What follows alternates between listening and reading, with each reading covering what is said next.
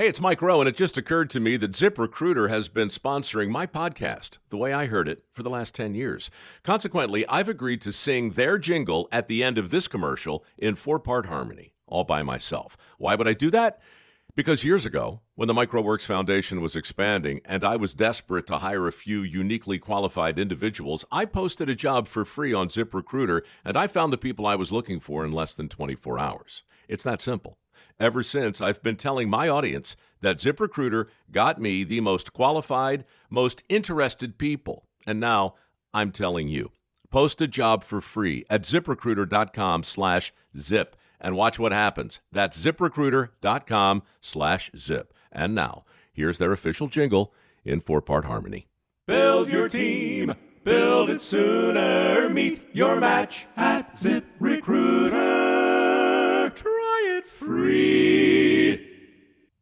A new school year means a fresh start.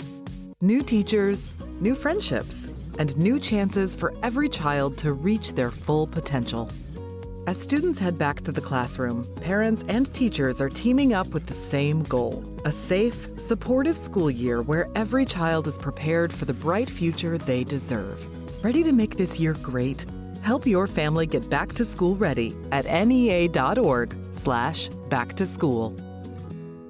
To get this episode of Forensic Tales ad-free, please visit patreon.com/Forensic Tales. Forensic Tales discusses topics that some listeners may find disturbing. The contents of this episode may not be suitable for everyone. Listener discretion is advised. 9-year-old Christine Jessop stepped off her school bus on an October afternoon in 1984 and vanished before meeting her friend at the neighborhood park. Nearly 3 months later, her body was discovered in a wooded area more than 30 miles from home. Police soon arrested a quiet neighbor after microscopic hair and fiber evidence appeared to connect him to the crime, but he insisted he was innocent. What followed were 2 trials, a murder conviction, and a decade-long miscarriage of justice, until DNA testing exposed the truth. Identifying Christine's real killer would take another 25 years and a forensic technique never before used to solve a Canadian homicide. And when investigators finally uncovered his identity, they realized police had been given his name at the very beginning.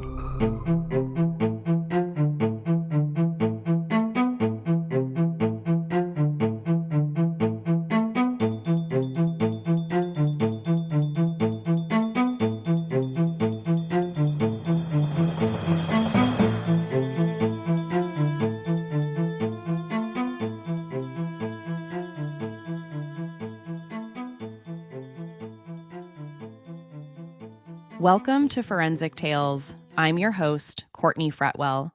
Every so often, we return to an earlier episode that deserves to be told again. And today, we're heading back into the Forensic Tales vault for the case of 9-year-old Christine Jessop. This story has everything at the heart of Forensic Tales: flawed forensic evidence, a devastating wrongful conviction, and decades later, a DNA breakthrough that finally identified the real killer. I've revisited the original reporting and completely re-recorded the episode to give this complicated case the clearer, more in-depth telling it deserves. If you're new here, Forensic Tales is a weekly true crime podcast examining the evidence and the science behind real criminal cases. Make sure you're following the show so you never miss a new episode. You can also join us on Patreon for monthly full-length bonus cases, plus early and ad-free access to more than 300 episodes.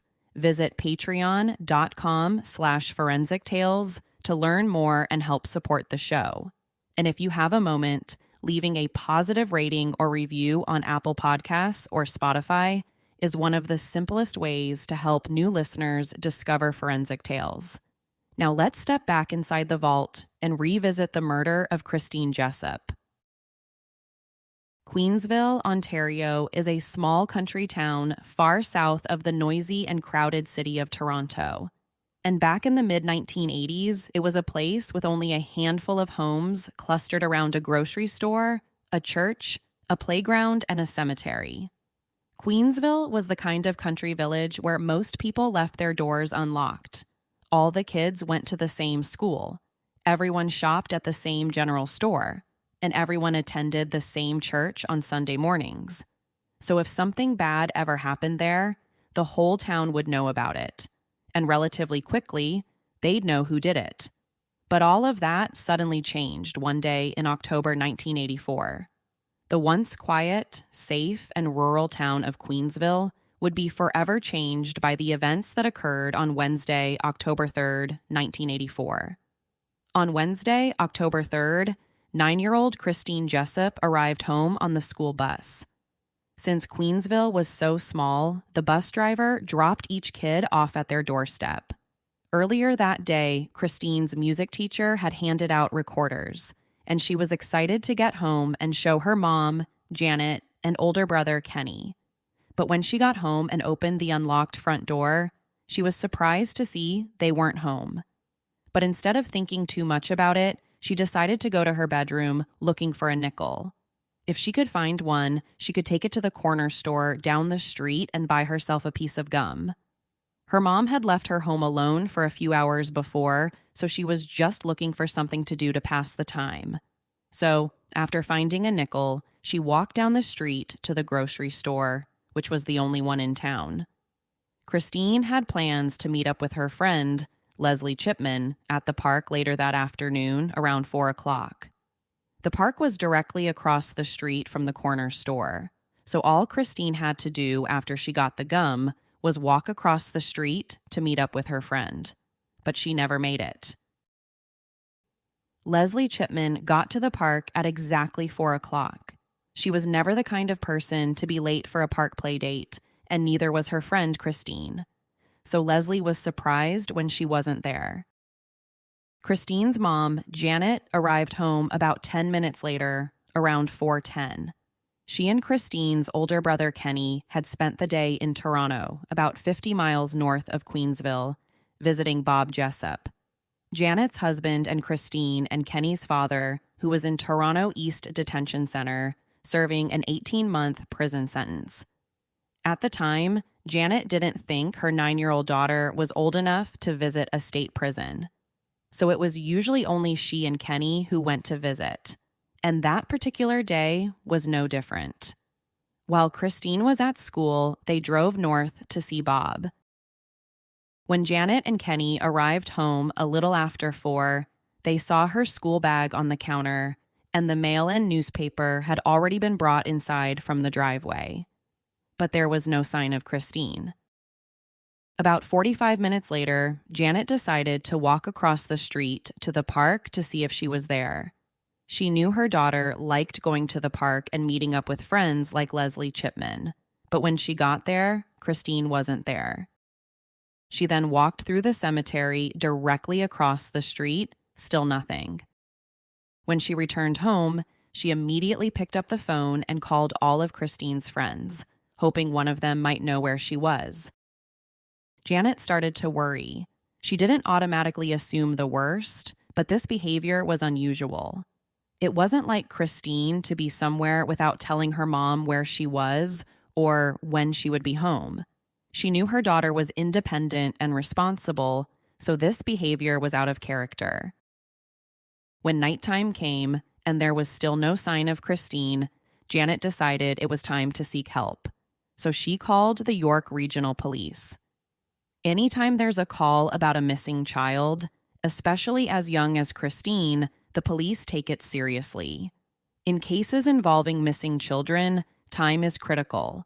The longer the child is missing, the higher the chances of something bad happening to them. In fact, according to crime data, in 76% of missing children homicide cases, the child was killed within 3 hours of the abduction. So if Christine had been abducted, they needed to find her fast. But not all missing children cases end up as homicide cases. In reality, most cases involving missing children involve family members. Maybe it's a parent or grandparent.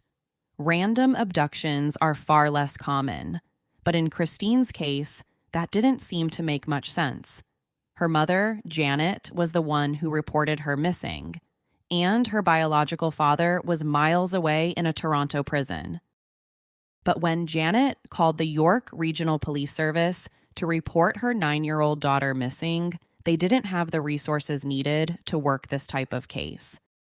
They had only a handful of sworn police officers in the department. In fact, they had only one officer for every 860 residents, which back in 1984, there weren't many people. They didn't have a missing child unit. They didn't even have a major violent crime unit. So when Janet called to report her missing daughter, they had no idea what they were getting into. And when police arrived at Janet's house, their lack of experience showed. Instead of being careful to preserve evidence or anything else in the house, the officers started rummaging through everything. They touched all the doorknobs and windows throughout the house without wearing gloves. They also looked around Christine's room, touching and moving everything. They did pretty much everything wrong when it came to evidence collection at the house. The police eventually set up a command station at a nearby fire station and enlisted the help of any Queensville resident who wanted to lend a hand. And right away, dozens of people gathered to help look for Christine. They looked everywhere you could possibly think of. They went knocking door to door to see if anyone heard or saw anything. They searched nearby fields. They searched the woods around the Jessop's home. But during that initial search, they found absolutely nothing. Over the next several weeks, the search only intensified. No one could understand how a 9-year-old girl could have simply gone missing in a flash. One moment, she's buying gum across the street, and the next, she disappears without a trace. And how could this happen in a place like Queensville? Christine's father, Bob, was temporarily released from prison to help with the search. And as soon as he was released, he and Janet pleaded with the public, asking anyone with information to come forward as quickly as possible. But the public pleas didn't lead them anywhere. It wasn't until the police started looking into people who knew the family that they received their first tip. When Bob was released from prison, he provided the police with the names and numbers of anyone who had been over to the house in the last couple of years. They also provided a list of people who had been allowed into the house when no one was home. And one of those names on the list was Calvin Hoover, a family friend who previously worked with Bob. The day after Christine went missing, Calvin's wife, Heather, had driven down to Queensville to be with Janet because she wanted to be as helpful as possible.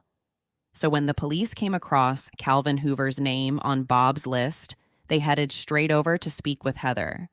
She said she had been at work the day Christine went missing and assumed her husband did the same because he wouldn't be anywhere else. Satisfied with that answer, the police left and continued with the other interviews from the list. Hey, it's Mike Rowe, and it just occurred to me that ZipRecruiter has been sponsoring my podcast, The Way I Heard It, for the last 10 years. Consequently, I've agreed to sing their jingle at the end of this commercial in 4-part harmony, all by myself. Why would I do that? Because years ago, when the MicroWorks Foundation was expanding and I was desperate to hire a few uniquely qualified individuals, I posted a job for free on ZipRecruiter, and I found the people I was looking for in less than 24 hours. It's that simple. Ever since, I've been telling my audience that ZipRecruiter got me the most qualified, most interested people. And now I'm telling you. Post a job for free at ZipRecruiter.com/zip and watch what happens. That's ZipRecruiter.com/zip. And now, here's their official jingle in 4-part harmony. Build your team. Build it sooner. Meet your match at ZipRecruiter. Try it free. On December 31st, 1984, most people were getting ready to ring in the new year, but not the people of Sunderland, a place a little over 30 miles away from Queensville. Fred Patterson and his 2 daughters were out looking for their dog on a large wooded property next to their home when they stumbled upon something just off the main trail. From far away, it looked like a pile of trash next to a half-dug pit. But when they got closer, they realized it was much more than just a pile of garbage. It was the body of missing 9-year-old Christine Jessop. Her little body was covered in stab wounds, some deep enough that they penetrated her vertebrae. She was still dressed in the same outfit she wore when she went missing nearly 3 months earlier, a beige turtleneck sweater with a blue pullover and a blouse with buttons missing. And next to one of her feet was her underwear, a clue she may have also been assaulted. Also lying in the grass beside her body was a musical recorder with Christine Jessop written on the side. The day after Christine's body was discovered, the Durham Regional Police took over the investigation on January 1st, 1985. They would now become the agency in charge of determining what happened and who killed little Christine. And almost instantly, there was intense public pressure to find her abductor and killer. People want answers whenever a young girl goes missing and is found dead. They want justice. One of the first questions that puzzled investigators was the location. Why Sunderland? It wasn't far from Queensville, but it wasn't close either. And like Queensville, there wasn't much there except farms. So it seemed like an unusual place to dump a body. They thought the perpetrator might have some connection there. About a month and a half after Christine's body was found, the Durham Regional Police had their first promising suspect. In February 1985, they asked Christine's mom, Janet, to list anyone she thought might have been involved. Maybe the family had some enemies. Maybe there was a creepy neighbor. Or maybe they saw someone strange at the corner store one day. So Janet handed her completed list to detectives. After reviewing the list, the police started to narrow in on one of the names, Paul Morin. He was described by Janet as their, quote, weird neighbor. Although she didn't have any reason to suspect he was involved in her daughter's murder, she just thought he was strange. He was also one of the only people from Queensville who didn't come out to help look for Christine. But there were problems with him. He didn't fit the typical child abductor or killer profile. In fact, he was probably the exact opposite. He had no criminal record. The only blemish on his record was a few speeding tickets. He didn't smoke or do drugs. He didn't drink. He liked to play the clarinet and saxophone.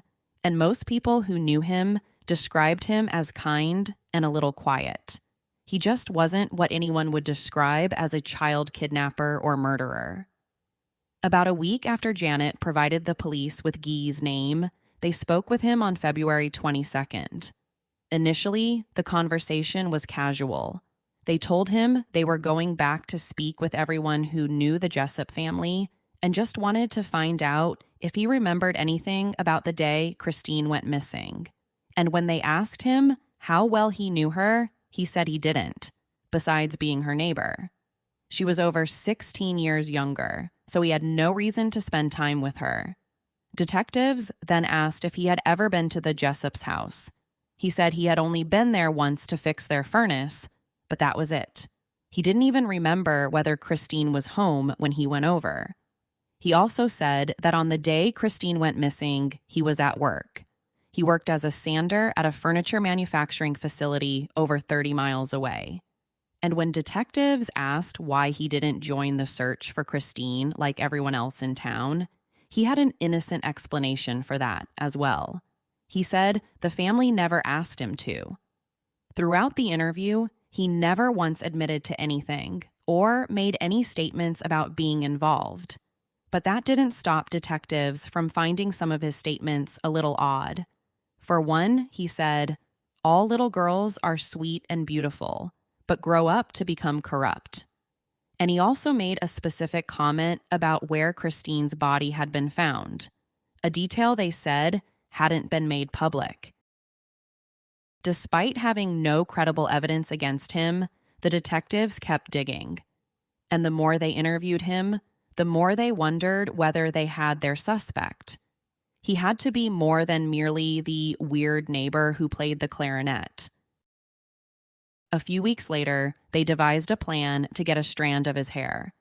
When Christine's body was recovered, they found a few pieces of hair stuck in her necklace, which they assumed belonged to her killer. So they wanted to get a sample of his hair and compare it to the hair stuck in the necklace. If it matched, they would have their killer. Guy had plans to play a small concert with his jazz group. When he got to the show, he found out that the band leader's daughter and a few of her friends, one of whom happened to be an undercover cop, were doing a cosmetics class project on hair analysis. So the girls asked everyone in the band to provide a few strands of their hair for the class project. Guy agreed and turned over a few strands of hair, unaware that he was actually giving them to an undercover cop. The strands of hair were then handed over to the lead detectives handling Christine's case and sent to the Center of Forensic Science, where they were analyzed by scientists specializing in hair analysis. During the mid-1980s, hair analysis in criminal investigations had become relatively popular despite its shortcomings. On the outside, hair analysis seemed like a promising subfield of forensic science. If a strand of hair is found at a crime scene, it could be matched to a suspect. But on the inside, it's far more complicated than that. Some people might even argue that hair analysis, especially when it comes to criminal investigations, is simply junk science. In Christine's case, the detectives took hair analysis very seriously. Although her necklace containing the hair had been exposed to the elements for 3 months before it was discovered, it was still compared to Guy's hair. And when the scientists were done comparing the samples, they came to a conclusion. The hairs found entangled in the necklace and Guy's hair were, quote, macroscopically similar. And that's when he was arrested for Christine's murder on April 22nd, 1985. Later that night, the police searched his home and took more samples of hair, blood, and saliva. He was then brought down to the police station, where he was interrogated for over 6 hours. But not once during that interview did he confess. Despite what the hair tests suggested, he maintained his innocence. His trial began on January 7th, 1986, where the hair evidence became the Crown's star piece of forensic evidence. In fact, some people argued that was the only evidence they had. He never confessed to the murder. There wasn't any other evidence linking him to the case. So almost the entire case rested on the hair analysis. Throughout the 4-week trial, the jury heard all about the testing conducted on it. They then heard from experts who tested that several fibers located on Christine's clothing and recorder case could have come from Guy's home and car. The jury also heard from 2 of his jail cellmates. One of them testified that he had confessed to the murder, although Guy denies ever doing so.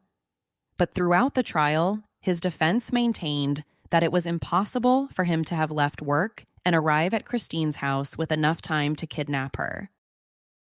Based on his timesheets at work, he clocked out at 3:32 that afternoon, but he worked over 45 minutes away from Queensville. So according to the defense, it would have been impossible for him to clock out from work at 3:30 and return to kidnap Christine before her mom came home a little after 4 p.m. His defense lawyers also attacked the hair analysis, saying it was junk science. And after 4 weeks of testimony, the jury reached a verdict on February 7th, 1986. The ruling surprised the Crown. They found Guy not guilty. They didn't believe the hair and fiber evidence, so he was acquitted and released from jail. But that wasn't the end of his legal battles. It was only the beginning. On March 4th, 1986, the Attorney General of Ontario launched an appeal of the acquittal. The Crown argued that the trial judge made a mistake directing the jury about the meaning of reasonable doubt and that the acquittal should be thrown out. Then, over a year after the Crown filed its appeal, the the Court of Appeal issued a ruling in June 1987, siding with the Crown. Guy and his attorneys tried to appeal this decision to the Supreme Court of Canada, but the court dismissed his appeal in November 1988. That meant he had to do it all over again. The second trial began on May 28, 1990. The new jury heard relatively all the same evidence the first jury heard about the hair and fibers. But the second jury reached a very different conclusion from the first. On July 30th, 1992, he was found guilty of first-degree murder. The jury believed the hair and fiber evidence. The so-called junk science got the conviction. Immediately after his conviction, Guy launched an appeal. He even gained the support of a grassroots organization that provided financial assistance. And on February 9th, 1993, he was granted bail and his appeal was accepted. After his release on bail, the Association in Defense of the Wrongly Convicted, now known as Innocence Canada, got involved and agreed to support him. The first thing they planned to challenge was the Crown's evidence about the hair and fiber. But just a few days before they were scheduled to present their arguments about the forensic evidence to the Ontario Court of Appeal, new DNA test results came in. Before 1995, several attempts were made to perform DNA testing on the semen stains found on Christine's underwear. But all the attempts to obtain a profile were unsuccessful. In the late 1980s and early 1990s, DNA testing in criminal investigations was nowhere near as sophisticated as today. So up until that point, they could never successfully pull a DNA sample from the semen stains. But everything changed in 1995. Before Innocence Canada was scheduled to argue the case in front of the Court of Appeal, forensic tests revealed that Guy couldn't have killed Christine. His DNA didn't match the DNA from the stains. After being wrongfully accused and convicted for almost a decade, he was officially acquitted on January 23, 1995. The Ontario Court of Appeal officially set aside his conviction and entered an acquittal instead. But if he didn't murder Christine Jessop, then who did? For the next 25 years, no one knew the answer to that question. By 2020, the Toronto police were now in charge of the case. The Durham police had been unsuccessful in finding Christine's killer after all these years, so it was handed over to Toronto, a department with more resources and experience. Toronto police had recently heard a lot about forensic genetic genealogy. They heard all about the cold cases being solved in the United States. So detectives wondered if the same type of technology could be used in the Christine Jessop case. The plan was to extract DNA from Christine's case and submit it to various databases. Once it was uploaded, they could look for familial matches or family members. And from there, they could use good old-fashioned genealogy research to construct the suspect's family tree. It's tedious work, but can pay off big time if performed correctly. Toronto detectives teamed up with Othram, a private lab specializing in forensic genetic genealogy in the United States.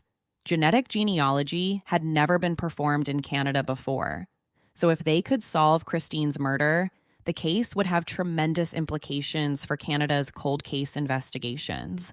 But if it failed, little to no options remained. Once Toronto detectives decided to partner with Othram, they sent the little amount of DNA left in the case to Texas. Othram then performed its signature forensic-grade genome sequencing on the DNA sample to generate a genealogical profile of the suspect. Although it had been decades and the sample was severely degraded, Othram was still able to build a successful profile.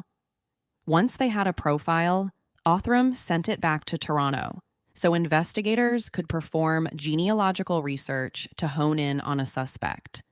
And that's when they were able to identify hundreds of the killer's relatives, but noticed that one last name seemed to stick out: Hoover.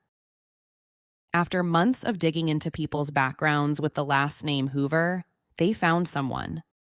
They found the suspect's biological mother. Through forensic genetic genealogy, Toronto investigators named Calvin Hoover as Christine's killer. His DNA 100% matched the DNA obtained from the semen stain on her underwear. As soon as investigators had the name Calvin Hoover, they immediately set out to arrest him. But there was one major problem. He was dead. Calvin Hoover died in 2015. He committed suicide by intentional carbon monoxide poisoning. Although it took years and one wrongful conviction to finally get to the real suspect, Calvin Hoover was no stranger to the police investigating Christine's case. They had even interviewed his wife the day after she went missing. But she had provided him with an alibi, saying he was at work all day. And after that, the police walked away and never questioned her again. They also made the massive mistake of never questioning Calvin Hoover directly to check his alibi. Back in 1984, Calvin Hoover was 28 years old and one of the Jessop's neighbors. People who knew him described him as a drinker and gambler. In the mid-1970s, he met and married Heather. He also legally adopted her 2 sons and then had 2 more kids of their own. Both Heather and Calvin worked at Eastern Independent Telecom, a small company that set up telephone connections for businesses in the area. Heather was a dispatcher and Calvin was an installer. Bob, Christine's dad, was the lead installer. While at work, Bob and Calvin developed a friendship, and eventually both their families became close. The Hoovers and Jessops would celebrate birthdays together. They did barbecues. Christine's mom, Janet, became especially close with Calvin's wife, Heather.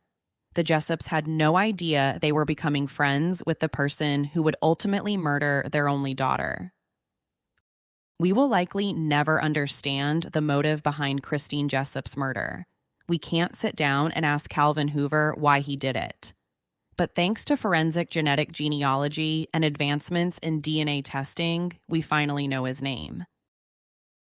In January 1997, Guy was awarded $1.2 million in compensation for being wrongfully convicted of Christine's murder.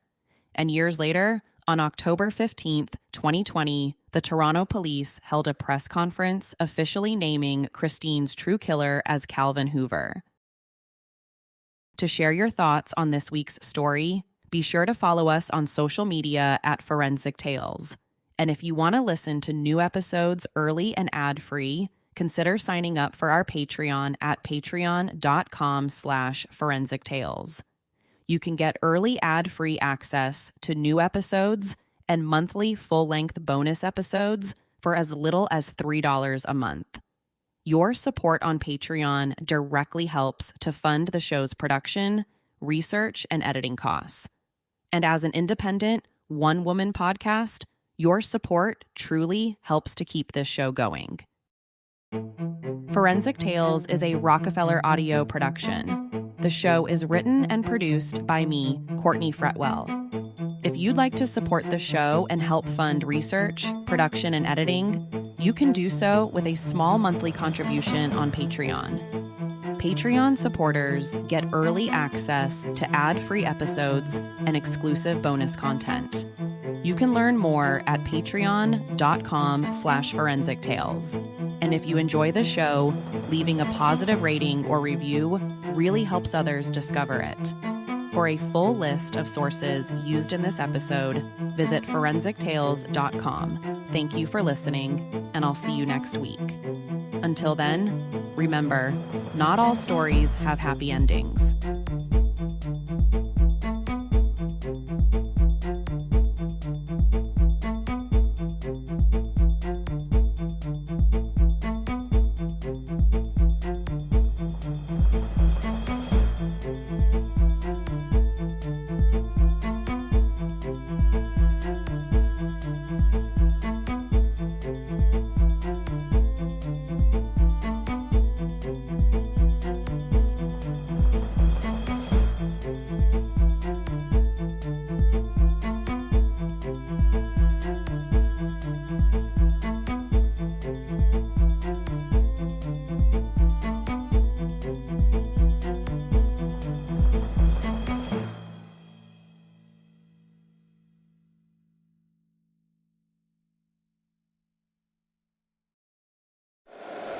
If you like the show, please take a moment to rate, review, and subscribe. It really does help the show to grow.